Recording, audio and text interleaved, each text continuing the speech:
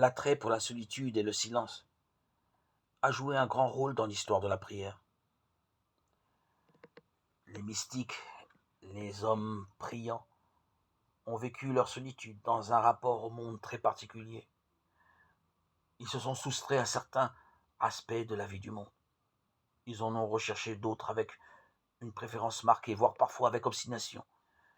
Il est d'ailleurs piquant de voir combien leur prétendue fuite du monde est toujours restée très liée au monde. Ils se sont attachés à des lieux, à des paysages déterminés. Certains ont recherché avec ardeur les terres sauvages et non défrichées.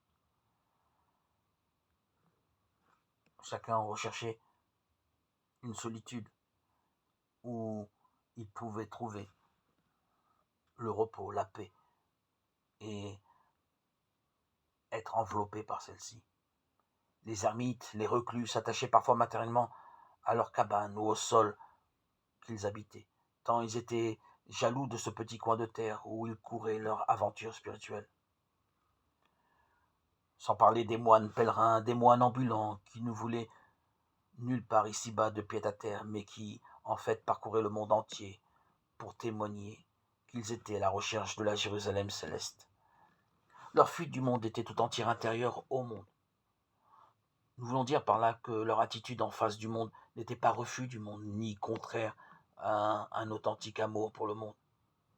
Elle fait entrer le monde dans le mystère de l'homme, et ce faisant, elle met davantage en relief un aspect bien déterminé du monde.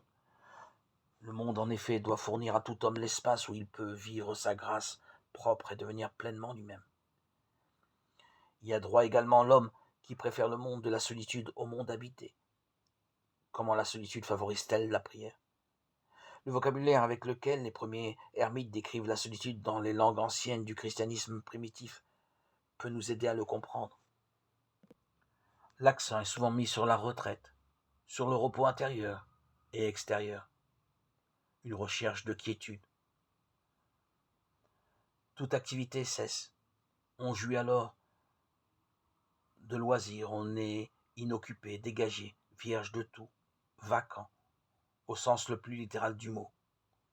Ainsi, dans ces moments bien précis, nous pouvons porter nos regards vers Dieu et entrer en prière.